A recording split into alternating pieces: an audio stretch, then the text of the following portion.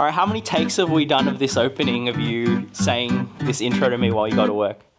Pretty much from home to work. Nah, no, this is like the second take. Okay, so, the freak of filmmaking, do you think I am an absolute freak? I don't know, I think you're being a bit hard on yourself, man.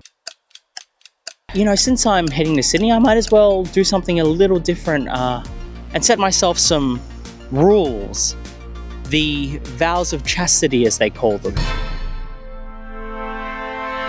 it's totally gonna fall. That does not look stable at all. No, I feel like I'm the clown dresser of filmmaking, making these rules up and going on a trip to Sydney and then, like, you know, saying I want to shoot a feature film on the DJI OSMO Pocket 3, which I absolutely want to do because I believe you can absolutely do anything, that, no matter what gear you have, you know.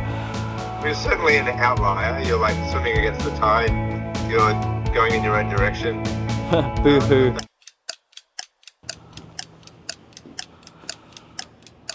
Yeah, I like that backdrop. Yeah, I thought I could get down the side of that slope and I totally like destroyed these New Balances. Yeah. Okay. It's amazing how fast the sun can move. I swear there was a bit more sun on this side and then now, yeah, well, that doesn't really work for me, I think. Alright, so now we're set up here with my slightly ruined New Balances. Now I just want to say that I'm really proud that although I'm shooting every single day and making content, I don't rely on AI to write any of my scripts. I don't rely on stock footage at all. Two filmmakers on the loose. I feel that, yeah, I take an auteur approach to making content, as they call it. I feel it's a very personal thing for me, and I hope that the people that are watching are inspired to pursue whatever creative endeavor that they have.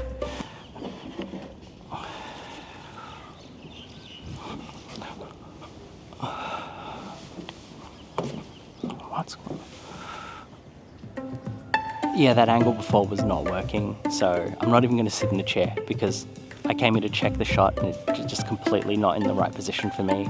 As a filmmaker, I didn't really like it, so I thought, well, this works for me, and I'd rather get my thoughts down than have to reframe or do another take. So this is real filmmaker frustration as it happens. Also learned that I overshoot. Now, because I set this challenge that I could only use one SD card on the whole trip, and I was only allowed to use one take per shot, meaning no retakes and all improvisation, so I didn't actually have any monologue scripted. I had to come up with everything on the spot. I really hope that this shot works out because as one of the rules I set was that I can't do another take. A lot of my takes were really usable.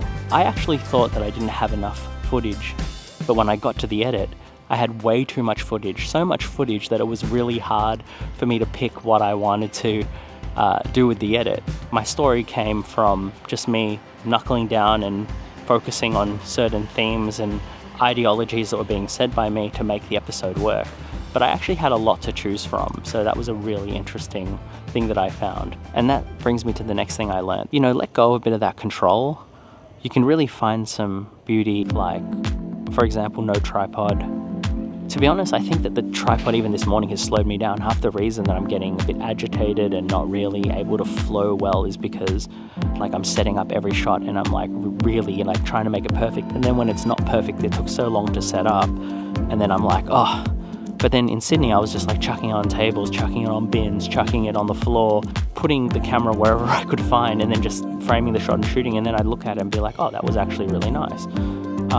But yeah, now that I've tried to plan this and do it, yeah, so limitations are a good thing. It seems to me that without realizing, my core as a filmmaker is very strong, and I know the kind of filmmaker that I am, and therefore it didn't really matter so much what I was saying because I'm always honest as a filmmaker in that regard. So my ideology came through and I was able to make a cohesive story out of those ramblings. Even though in the moment they're sitting right, you know, where the Sydney Harbour Bridge was, trying to do that monologue, I felt completely like unnatural. This is all off the top of the dome and I really hope that this is good enough. I keep cutting back to this shoe, but like seriously, it's really annoying. It's so annoying. What's really funny is right now, this very take I'm doing here, for some reason I've had to do multiple takes of this. Like I've stuffed up this very scene that I'm shooting right now multiple times. But when I was in Sydney, I didn't have that problem. And I think that's because the rule that I set was like, I can't redo a take. So I was just shooting and just making it happen. So yeah, that was an interesting one. So in Sydney, the lighting is very different to Melbourne. Everywhere I went, I felt like I was on a movie set. And that is Sydney. It does feel like a little bit like you're walking on stage, like the world's stage, and everywhere that's a train passing.